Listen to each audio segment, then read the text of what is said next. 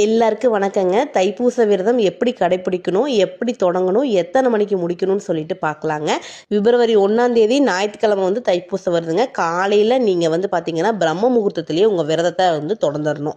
உங்கள் காலையில் எழுந்தோடனையும் குளிச்சுட்டு பூஜை ரூமில் விளக்கேற்றி நீங்கள் சாமி கும்பிட்டுட்டு உங்கள் விரதத்தை ஆரம்பிச்சிடணும். காலையில் நீங்கள் சாமிக்கு 6 நெய் விளக்கு ஏற்றி உங்களுக்கு முடிஞ்ச ஏதாவது ஒரு சிம்பிளான நெய்வேத்தியம் வச்சுக்கலாங்க. பாலோ இல்லை ஏதாவது ஒரு பழமோ சாமிக்கு படைச்சிட்டு நீங்கள் சாமி கும்பிட்டு உங்கள் விரதம் இதுக்காக இருக்கிறோன்னு சொல்லி கும்பிட்டு உங்கள் விரதத்தை தொடர்ந்துக்கலாம்.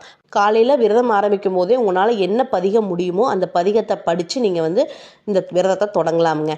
முக்கியமாக வேல்மாறல், திருப்புகழ் அந்த மாதிரி ஏதாவது ஒரு பதிகம் படித்து நீங்கள் இந்த விரதத்தை தொடர்ந்துக்கலாம். அதுக்கப்புறம் கோயிலுக்கு போக முடியறவங்க கோயிலுக்கு போய் வழிபாடு பண்ணிட்டு சாமியுடைய வேலு விக்கிரகம் வச்சுருக்கீங்க அப்படின்னா தைப்பூசத்தன்னைக்கு பாலாபிஷேகம் பண்ணுறது அப்படிங்கிறது ரொம்ப சிறப்பாக இருக்கும். ஃபோட்டோ தான் இருக்குது அப்படின்னா சாமிக்கு மாலை போட்டு நீங்கள் வழிபாடு பண்ணுங்கள்.